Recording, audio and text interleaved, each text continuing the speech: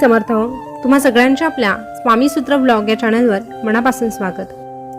स्वामी राया झुकवणी मस्तक तुझ्या पावली, नाम घेत तुझे स्वामी माऊली. झुकवणी मस्तक तुझ्या पावली, नाम घेत तुझे स्वामी माऊली. वरदहस्त लाभो तुझा सर्वांसी, आता वरदहस्त लाभो तुझा सर्वांसी. सुखी ठेव आता आम्हा लेकरासी, सुखी ठेव आता आम्हा लेकरासी.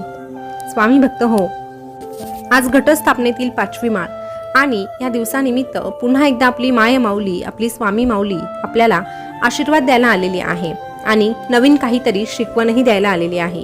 जेव्हा आपण संदेश ऐकतो आणि ते स्वामींचेच आहे असं मानून त्यावर विश्वास ठेवून तशाच पद्धतीने आयुष्य जगण्याचा प्रयत्न करतो, ते विचार आपल्या आयुष्यात उतरवतो, तेव्हाच खऱ्या अर्थाने आपल्या आयुष्याला एक प्रकारची दिशा मिळत असते. आणि त्या मार्गावर चालत असताना स्वामी देखील आपला हात हातात घेऊन चालतात. त्यामुळे आपल्याला कुठेही अडथळे निर्माण होत नाही, कारण ते अडथळे आले तरीही त्या अडथळ्यांना सामोरं जाण्याची ताकद आपल्याला स्वामी माऊली प्रदान करत असते. तर चला, तुम्हालाही स्वामींची साथ हवी असेल तर हा संदेश शेवटपर्यंत ऐका आणि त्या पद्धतीने आयुष्य जगण्याचा प्रयत्न करा. तर स्वामी महाराज आपल्या प्रत्येक भक्ताला सांगतात, अरे सराव तुला बळकट बनवतो, दुःख तुला माणूस बनवतं. सराव तुला बळकट बनवतं तर दुःख तुला माणूस बनवतं. अपयश तुला विनम्रता शिकवते आणि यश तुझ्या व्यक्तिमत्वाला चमक देते. यश तुझ्या व्यक्तिमत्वाला चमक देते. परंतु फक्त विश्वासच तुला पुढे चालण्यासाठी प्रेरणा देणार आहे, हे लक्षात ठेव. हे जग जर विश्वासावर चालतं असं तुझं म्हणणं असेल तर तुला आमच्यावर देखील विश्वास ठेवावाच लागेल. आमच्या शक्तीवर, आमच्या भक्तीवर जसं जसं तू विश्वास ठेवतो तसं तसं तुझ्या विश्वासाला फळ देण्याचं काम आम्ही करत असतो. अरे जेव्हा तू आमच्यावर अगदी दांडगा विश्वास ठेवतो तेव्हाच खऱ्या अर्थाने तुझ्या आयुष्यामध्ये चमत्कार घडू लागतात. एखाद्याच्या मनातून उतरणे आणि मनामध्ये उतरणे हे तुझ्या कर्तृत्वावर अवलंबून असणार आहे. म्हणून सतत कुणाच्या तरी मनामध्ये उतरण्याचा प्रयत्न कर, परंतु मनातून उतरण्याचा प्रयत्न तू कधीही करू नकोस. दुबळ्यांची शिकार करून स्वतःच्या सामर्थ्याचा मोठेपणा कधीच सिद्ध होत नाही. व्यक्तिमत्व असे घडव की कुणी तुझ्या मागे वाईट बोललं तरीही ऐकणाऱ्याला ते खोटंच वाटलं पाहिजे. इतका तुझ्या स्वभावामध्ये गोडपणा ठेव आणि इतकं तू प्रामाणिक राहा. अरे इतर लोक जरी तुझ्याबद्दल वाईट बोलू लागले तरीही तुझे विचार मात्र चांगले आहे, शुद्ध आहे हे आम्हाला ठाऊक असणं गरजेचं आहे. जेव्हा आम्हाला तुझी ओळख असते, तू कसा आहे हे आम्ही जाणतो, तेव्हा हे जग काय म्हणतं याने तुला काहीही फरक पडता कामा नये. तू फक्त आमच्या नजरेत उत्तम राहा, बाकी तुझं उत्तम करण्यासाठी आम्ही समर्थ आहोत. वाणी, वागणूक आणि विचार हे तुझ्या स्वतःच्या कंपनीचे उत्पादन आहेत आणि जितका उच्च दर्जा तू राखशील तेवढीच उच्च किंमत तुला मिळणार आहे, हे सदैव लक्षात ठेव. प्रत्येक जीवाच्या इच्छा, आकांक्षा यांना अनुसरून त्या मार्गाने त्या स्थितीला अनुसरून चालवणारा फक्त तुझा हा स्वामी आहे. आम्ही सर्व तंत्रांमध्ये स्वतंत्र असल्याने आम्हाला साध्य अथवा असाध्य असे कोणतेच विधान नाही. म्हणून तू जिकडे बघशील तिकडे तुला आम्ही दिसू. जेव्हा जेव्हा तू आमचं नामस्मरण करणार तेव्हा तेव्हा आम्ही तुझ्या सोबत उभे असणार, एवढा विश्वास तू आमच्यावर ठेव. कारण तू घेतलेलं नाम आणि तू आमच्या समोर टेकवलेला माथा कधीही वाया जाणार नाही. अरे विश्वास ठेव, आमचं जे नियोजन असतं ना ते नेहमी अचूक असतं. योग्य वेळी योग्य घटना घडणारच असते. फक्त तोपर्यंत मात्र तुझ्याकडे तेवढा संयम असावा लागतो. जेव्हा तू संयम ठेवतो आणि विश्वासाने आमच्या समोर हात जोडतो तेव्हा तुझी कुठलीही इच्छा अपूर्ण राहत नाही. जीवनामध्ये चांगल्या वाईट अनुभवांची शिदोरी कायम सोबत असली की तुझं पुढचं पाऊल देखील चुकत नाही. म्हणून तुझ्या वाट्याला जर काही वाईट अनुभव आले तर घाबरू नकोस. उलट त्या वाईट अनुभवांमधून एक धडा घे आणि पुढचं पाऊल टाकताना जरा जपून टाक. आणि जेव्हा जेव्हा तू पुढचं पाऊल टाकणार आहे तेव्हा आमचं नाम मुखामध्ये ठेव, म्हणजे तू घेतलेला निर्णय चुकणार नाही आणि तू टाकलेलं पाऊल हे चुकीच्या दिशेने वळणार नाही. नेहमी निर्णय घेताना स्वतःच्या बुद्धीने चालायला शिक. लोकांच्या विचारावर तू चालू नकोस. योग्य आणि अयोग्य ठरवायची ताकद स्वतःमध्ये निर्माण कर.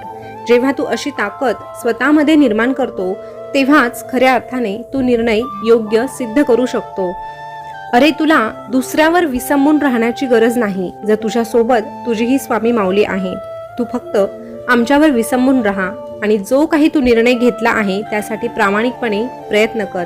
पण या स्वार्थी जगावर तू अवलंबून राहू नकोस. कारण म्हणतात ना, जो दुसऱ्यावरी विश्वासला त्याचा कार्यभाग बुडाला. जो दुसऱ्यावरी विश्वासला त्याचा कार्यभाग बुडाला.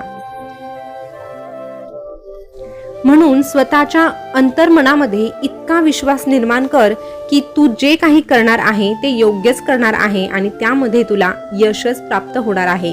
जेव्हा असा सकारात्मक विचार तू करू लागतो तेव्हाच खऱ्या अर्थाने तुझ्या आयुष्यामध्ये सकारात्मक बदल देखील घडू लागतात.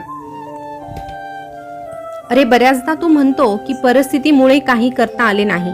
खरं तर ती परिस्थितीच असते जी काहीतरी करायला भाग पाडत असते. म्हणून समोर आलेल्या परिस्थितीवर रडत बसण्यापेक्षा त्यातून मार्ग कसा काढता येईल याचा विचार कर. आणि जेव्हा खऱ्या अर्थाने तू असा विचार करू लागतो तेव्हाच तुला मार्ग सापडत जातो. आणि एखाद्या गोष्टीसाठी जर तू प्रामाणिकपणे प्रयत्न करशील तर नक्कीच तुझी ती परिस्थिती बदलण्यासाठी आम्ही देखील तुला सदैव मदत करू.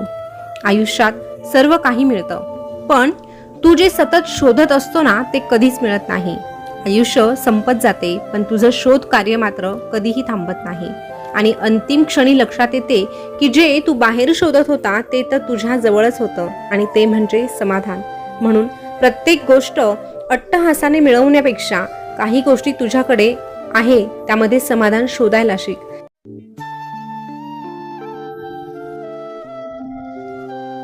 जेव्हा तू समाधान शोधू लागतो तेव्हा सुख तुला आपोआप सापडतं आणि तेव्हाच खऱ्या अर्थाने तुझं आयुष्य सुखाचं आणि आनंदाचं होतं. अरे दुःख वाटायला आलं म्हणून रडत बसू नको, दुःख करत बसू नको, त्रागा करू नकोस. जेव्हा एखादी व्यक्ती खूप दुःख, खूप त्रास होत असूनही जेव्हा चेहऱ्यावर हसू ठेवते ना, तेव्हा अशा व्यक्तीसोबत आम्ही असतो. अशा व्यक्तीच्या डोक्यावर आमचा हात असतो आणि ज्याच्या डोक्यावर आमचा हात असतो तो सदैव आनंदातच असतो आणि प्रत्येक प्रसंगाला तो हसत मुखानेच सामोरं जातो.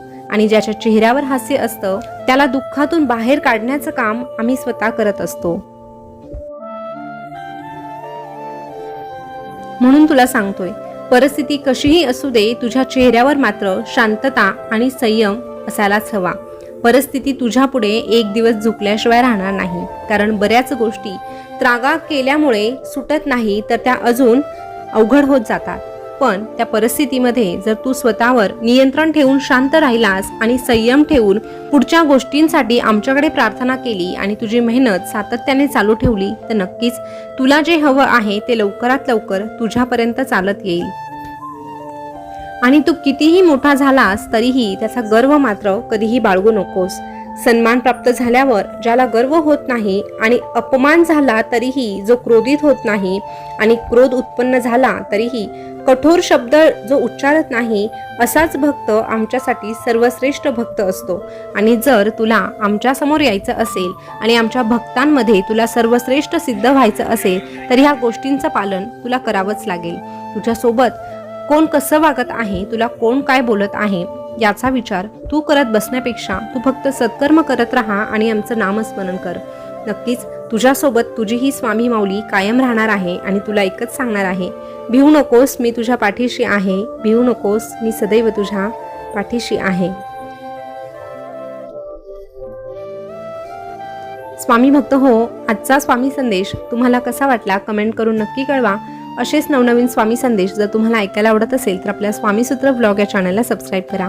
पुन्हा भेटूया नवीन स्वामी संदेश घेऊन. तोपर्यंत स्वस्थ रहा, मस्त रहा आणि आपले संदेश ऐकत रहा. धन्यवाद.